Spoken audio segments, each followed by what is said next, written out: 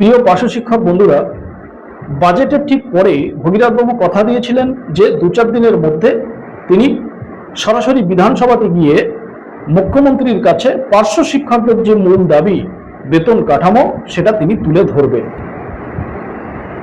তো গতকাল 29শে জুন আপনারা সোশ্যাল মিডিয়া মারফত অনেকে হয়তো শুনেছেন বা জেনেছেন যে ভগীরথ বাবু এবং তার টিম বিধানসভাতে গিয়েছিলেন পার্শ্ব শিক্ষকদের যে মূল দাবি বেতন কাঠামো, সেই বেতন কাঠামোর দাবিটাকে মুখ্যমন্ত্রীর কাছে সরাসরি তুলে ধরার জন্য। এর জন্য ভগীরথ বাবু এবং তার টিমকে অবশ্যই স্যালুট জানাবো, কারণ দীর্ঘ 15 বছর পার্শ্ব শিক্ষকরা ভাবতেই পারেননি যে তাদের মূল দাবিটা সরাসরি বিধানসভাতে গিয়ে মুখ্যমন্ত্রীর কাছে তুলে ধরবেন, এবং সেই সৎ সাহসও দেখাতে পারেননি কোনো টিম। এটা তো মানতে হবে।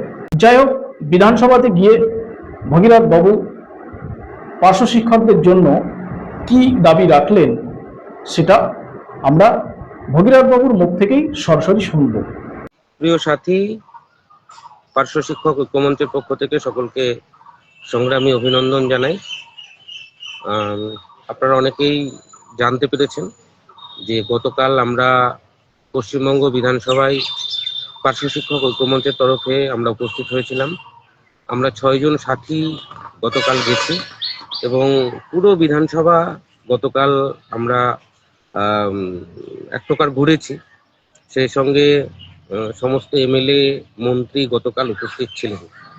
আমাদের নওশাদ সিদ্দিকী ভাই সহ শিক্ষামন্ত্রী, মুখ্যমন্ত্রী এবং সমস্ত এমএলএ, সরকার পক্ষের সরকার বিরোধী সমস্ত এমএলএ গতকাল উপস্থিত ছিলেন। সকলের সঙ্গে আমরা সৌজন্য সাক্ষাৎ করেছি, প্রত্যেক বিধায়ক বিধায়িকা যারা ছিলেন তাদের সঙ্গে। তাদেরকে আমরা আমাদের বিষয় সম্পর্কে অবহিত করেছি। অনেকেই বলেছেন যে তারা যেদিন বিধায়ক সভায় বলার তাদের সুযোগ আসবে সেদিন তারা আমাদের বিষয়টা নিয়ে আলোচনা তুলবেন। তার মধ্যে রত্না দেবনাথ মহাশয়া তিনি স্পেশালি বলেছেন যে অন্য কর্মচারীদের সঙ্গে আপনাদেরটা সমান হয়ে গেল, এটা তারও খারাপ লেগেছে। তিনিও বিষয়টা বলবেন, নজরে আনবেন সরকারের, সে কথা তিনি বলেছেন। মাননীয় শিক্ষামন্ত্রী, তার সঙ্গেও গতকাল আমাদের দেখা হয়েছে, কথা হয়েছে। তিনি খুব তাড়াতাড়ি দপ্তরে আমাদের একদিন সময় দেবেন সেটাও বলেছেন। তিনি সময় সুযোগ করে নিক, সবটা বুঝে নিক, তারপরেই তিনি আমাদের সঙ্গে বসবেন সেটাও বলেছেন। মাননীয় মুখ্যমন্ত্রী, তার কাছে আমরা আমাদের যে দাবিপত্র সঙ্গে 13টি রাজ্যের যে বেতন বিষয়টা রয়েছে, বেতন কাঠামো বা বেতনের যে ক্রম সেটা রয়েছে, সেটা আমরা পুরো একদম লিস্ট বানিয়ে অর্ডার কপি সহ আমরা মাননীয় মুখ্যমন্ত্রীর হাতে তুলে দিয়েছি। তিনি পুরো বিষয়টা দেখার আশ্বাস দিয়েছেন এবং সব সমস্যাগুলো, কিছু সমস্যা রয়েছে সরকারের এখন, সেই সমস্যাগুলো মিটিয়ে আমাদের বিষয়গুলো আবারও তিনি তুলে ধরবেন। অবশ্যই আমাদের অপেক্ষা করতে হবে। সরকারের এখনো যা বুঝলাম তাতে সবটা গুছিয়ে উঠতে পারেননি, তো সেটা উঠুক। অর্থনৈতিক সমস্যা কিছু রয়েছে, সেটা আমরা শিক্ষামন্ত্রীর সঙ্গে অর্থমন্ত্রীর সঙ্গেও আমাদের গতকাল দেখা হয়েছে এবং তিনিও বলছেন যে অর্থের হাল খুব খারাপ রয়েছে, সেগুলোকে একটু গুছিয়ে নিয়ে আপনাদের বিষয়টা স্পেশালি দেখছি আমরা। গভর্নমেন্ট দেখছেন, মাননীয় মুখ্যমন্ত্রী তিনিও আমাদের প্রতি অত্যন্ত সহানুভূতিশীল, গোটা সরকার আমাদের প্রতি সহানুভূতিশীল, সেটা নিয়ে কোনো সমস্যা নেই, সন্দেহ নেই।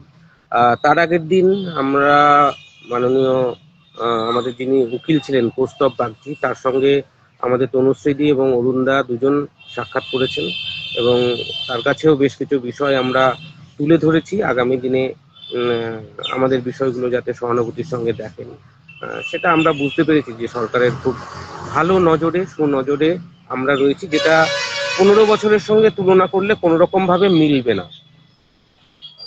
যেভাবে গতকাল বিধানসভার লবিতে মাননীয় মুখ্যমন্ত্রীর হাতে দাবিপত্র সরাসরি তুলে দেওয়া থেকে শুরু করে বিভিন্ন বিধায়কদের সঙ্গে আমরা যখন আলোচনা করেছি, তাদের আমাদের প্রতি যে মানসিকতা, আমাদের প্রতি তাদের যে ধারণা, সেটা অত্যন্ত পজিটিভ, অত্যন্ত ভালো, আমরা সেটা ফিল করেছি।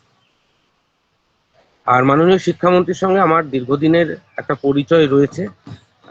তার সঙ্গে আমার ফোনে বিভিন্ন ইস্যুতে বিভিন্ন সময় কথা হয়েছে। তখন উনি বিধায়ক ছিলেন, এই ভোটের আগে বিরোধী দলের বিধায়কও যখন ছিলেন, তখনও তার সাথে আমার ব্যক্তিগত একটা যোগাযোগ ছিল। তারপরে মন্ত্রী হওয়ার পরেও অনেকবার ওনার সঙ্গে ফোনে আমার যোগাযোগ হয়েছে, এখনো হয়। ফলে ওনার সঙ্গেও একটা ভালো জায়গা আমাদের রয়েছে। তিনি বিষয়গুলো অনেকটা জানেন, প্রায় সবটা জানেন, যেহেতু একটা স্কুলের প্রধান শিক্ষক। সেই স্কুলেও প্যারা টিচার রয়েছেন, 4 জন প্যারা টিচার রয়েছেন। ফলে তাকে খুব বেশি বোঝাতে হবে বিষয়টা এরকম নয়। একটু কাজগুলো ওনাদের গুছিয়ে নিক। আর সবে তো একটা ঘোষণা হয়েছে, যেটা এখনো পর্যন্ত কার্যকর হয়নি। আমাদের অ্যাকাউন্টে টাকাগুলো এখনো ঢোকেনি। ফলে এখনই কিছু পরিবর্তন হবে, কিছু বাড়বে, কিছু কমবে, এরকম বিষয়টা কিন্তু এখনই আশা করা আমাদের ঠিক হবে না। অন্ততপক্ষে নেক্সট বাজেটে যা কিছু হওয়া নেক্সট বাজেটেই হবে। এবার তার আগে এই পরিকল্পনার জায়গাগুলো তৈরি করে নিতে হবে বা করিয়ে নিতে হবে গভর্নমেন্টকে। তো আমরা সেই প্রসেসেই আছি। শুধু তাই নয়, আমরা গভর্নমেন্টের কাছে আর একটা দাবিও জানাচ্ছি বা জানিয়েছি। সেটা হচ্ছে, আমরা মাননীয় মুখ্যমন্ত্রী, শিক্ষামন্ত্রী সহ যে সমস্ত বর্তমান সরকারের প্রতিনিধিত্ব যারা করছে, যারা আমাদের পাশে বিগত দিন ছিলেন, আমাদের কথা যারা বলতেন, তাদের সকলকে নিয়ে আমরা কলকাতার বুকে একটা সভা করতে চাই। তো সেটা অনেক পার্শ্ব শিক্ষক সাথীও আমার কাছে প্রস্তাব দিয়েছেন। তাদের সেই কথাকে মান্যতা দিয়েই আমরা সেই সিদ্ধান্তে উপনীত হয়েছি। এবং মাননীয় মুখ্যমন্ত্রী, শিক্ষামন্ত্রী তারা যেদিন ডেট দেবে, সেই দিন আমরা এই কর্মসূচিটা আমরা নেব এবং কলকাতাতেই আমরা নেব। সেটা আমরা আপনাদের সময় মতো জানিয়ে দেবো, যদিও এটা সময় সাপেক্ষ, সময় লাগবে। হয়তো 1-2 মাস সময় লেগে যেতে পারে এটা করতে। তো আমরা সেটুকু সময় দিতে প্রস্তুত রয়েছি। আমরা একটা সভার মধ্যে দিয়ে সরকারকে ধন্যবাদ জ্ঞাপন করব। এখন বিষয় হচ্ছে, আমাদের অনেকের মধ্যে একটা হতাশা আছে, নিশ্চয় আছে, যে 5,000 টাকা বৃদ্ধি। দেখুন, 5,000 টাকা বৃদ্ধি, 5,000 টাকাটা কিন্তু খুব কম বিষয় এটা নয়।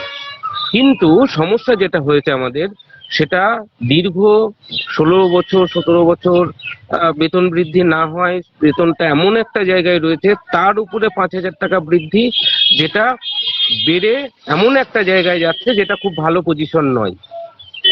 আমাদের সমস্যাটা কিন্তু ওই জায়গাটা হয়ে যাচ্ছে। আর মুখ্যমন্ত্রীর বক্তব্য যেটা এই বিষয় নিয়ে, 5,000 টাকা যেটা আমাদের বৃদ্ধি হয়েছে, এবং আশাকর্মী আরো যাদের হয়েছে, এটা কিন্তু উনি অত্যন্ত কষ্ট করে এটা করেছেন, কারণ অর্থনৈতিক হাল খুবই খারাপ। ভগীরথ বাবুকে আমি আবারও স্যালুট জানাচ্ছি। কারণ শুধু ভগীরথ বাবু নয়, ভগীরথ বাবু সহ ভগীরথ বাবুর টিমকে আবারও আমি স্যালুট জানাচ্ছি। কারণ ভগীরথ বাবু অসম্ভবকে সম্ভব করলেন। পার্শ্ব শিক্ষকরা কোনোদিন ভাবতেই পারেননি যে বিধানসভা পর্যন্ত পার্শ্ব শিক্ষকদের টিম পৌঁছাবে। তাদের দাবিটা বিধানসভায় গিয়ে মুখ্যমন্ত্রীর কাছে সরাসরি পেশ করবে। এই সৎ সাহসটুকু দেখাতে পারেননি বিগত দিনে। আমরা বিগত দিনে দেখেছি কি, বিধানসভাতে বিরোধী এমএলএদের মধ্যে একমাত্র নওশাদ সিদ্দিকী সাহেব মাঝে মধ্যে পার্শ্ব শিক্ষকদের দুর্দশার কথা তুলে ধরতেন। কিন্তু কোনোদিন কি দেখেছিলেন যে শাসক দলের কোনো এমএলএ পার্শ্ব শিক্ষকদের জন্য একটা কথা বলার জন্য উঠে দাঁড়িয়েছে? পার্শ্ব শিক্ষকদের দুর্দশার কথা একবারও তুলে ধরেছেন? না, সেই সাহসটুকুও সেই এমএলএদের ছিল না। হয়তো চাইতেন অনেকে, কারণ অনেকের কাছে দরবার করা হয়েছিল, কিন্তু তাদের সেই সৎ সাহসটুকু ছিল না। কিন্তু বর্তমানে আমরা যেটা দেখছি, যে শাসক দলের এমএলএরাও কিন্তু পার্শ্ব শিক্ষকদের জন্য আজ বিধানসভাতে দাঁড়িয়ে তাদের দুর্দশার কথা তুলে ধরছেন। এর চেয়ে আর কি ভালো হতে পারে? সুতরাং আমি আমাদের পার্শ্ব শিক্ষক যতগুলো সংগঠন আছে, আমার ব্যক্তিগত অভিমত এটা, সামনে বাজেট পর্যন্ত অন্তত আমরা কোনো বিরোধী আন্দোলনে না যাই। বিরোধী আন্দোলনে যাওয়ার জন্য প্রস্তুতি যেন না নিই।